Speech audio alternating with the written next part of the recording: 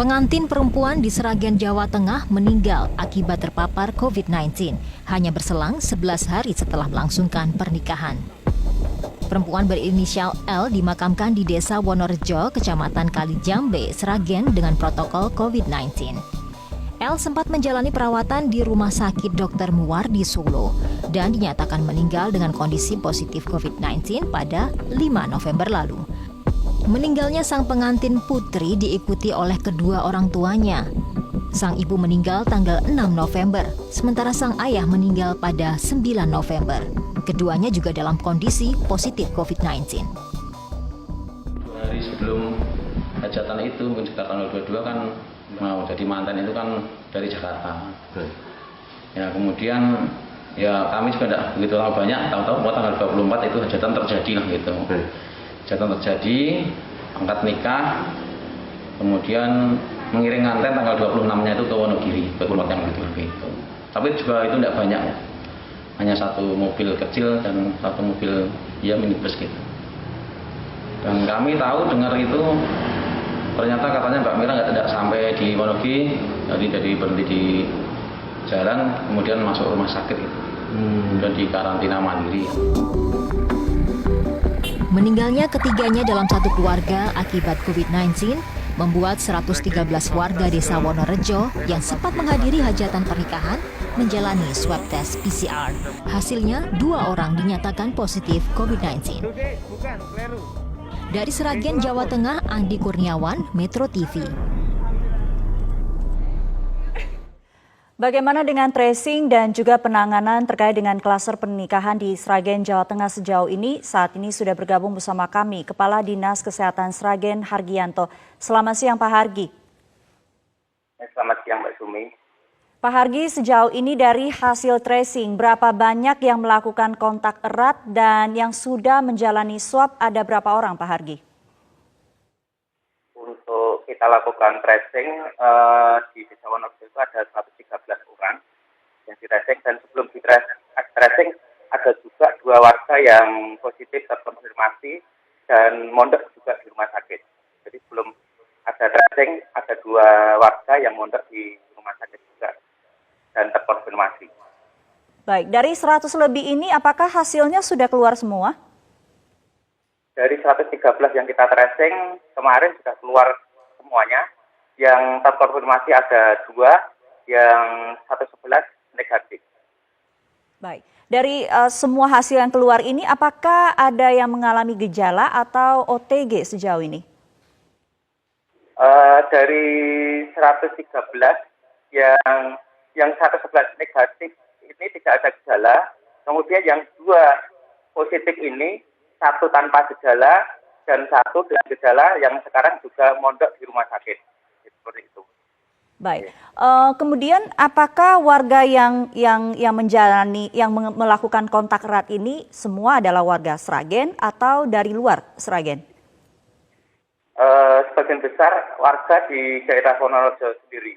Jadi karena pergelatannya tidak besar-besaran, jadi cuma lingkup daerah itu saja. Seperti itu. Koordinasinya dengan dinas setempat seperti apa sejauh ini?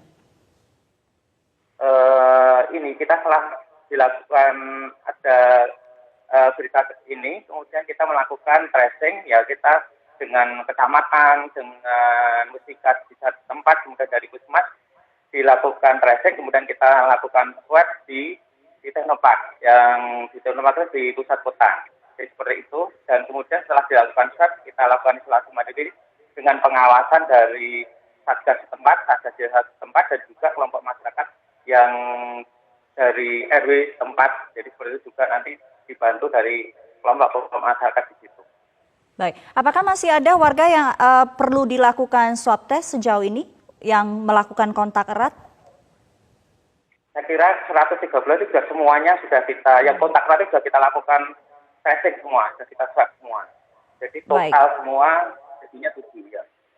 Baik. Antisipasinya Pak Hargi, apakah sudah dipersiapkan juga untuk rumah sakit rujukan jika nanti hasilnya keluar dan mengantisipasi adanya yang positif? Ya, kita sudah antisipasi, karena kita antisipasi kita yang untuk kebijakan di daerah Kabupaten Sragen. Untuk yang bergejala yang disebut simptomatis ini kita punya dua rumah sakit rujukan COVID, yaitu rumah sakit rujukan COVID lini kedua yang ada di Kota Sragen, yaitu rumah sakit Djati Wiyotonegoro, dan satu rumah sakit rujukan lini ketiga yang ada di Gemolong dekat Kalijambe. Terus kemudian untuk yang pasien yang tanpa gejala, yang tidak bergejala, kita siapkan di isolasi mandiri punyanya Pemkab. Di sana namanya Teknopark, itu bisa muat kapasitasnya 150 tempat tidur. Jadi yang tanpa gejala pun kita isolasi supaya tidak terjadi kluster-kluster penularan lagi. Seperti itu. Baik, Pak Hargi, terakhir sebetulnya untuk aturan melakukan hajatan di Sragen di tengah pandemi ini seperti apa? Sudah ada perbumnya, jadi sudah ada perbum bahwa boleh dilakukan hajatan, tapi ada waktu maksimal 1,5 jam. Kemudian harus yang paling utama harus dilakukan dengan edukasi protokol kesehatan. Jadi jaga jarak, kemudian cuci tangan, kemudian hindari kerumunan, dan yang utama harus pakai masker. Jadi diupayakan jangan sampai makan di situ atau buka mulut di situ, jadi makanan harus dibawa pulang. Jadi seperti itu. Jadi hajatan itu intinya tidak boleh, jadi makanan itu harus dibawa pulang, tidak disajikan di hajatan itu. Jadi seperti itu. Baik. Untuk kasus ini apakah sudah ditelusuri juga apakah menerapkan protokol kesehatan atau tidak? Saya sudah ditelusuri, tapi mungkin ada beberapa orang yang mungkin masih tetap bisa bersalaman, atau mungkin 1-2 orang. Buktinya dari 113 yang kita tracing, yang positif 2, dan yang 2 ini mungkin yang terdekat yang mondok di rumah sakit, seperti itu. Baik, artinya pengawasannya perlu dievaluasi seperti itu Pak Hargi? Ya, intinya dengan kasus ini akhirnya kita harus evaluasi, dan juga setiap ada hajatan harus ada monitoring minimal dari Satgas Desa atau kelompok masyarakat di situ.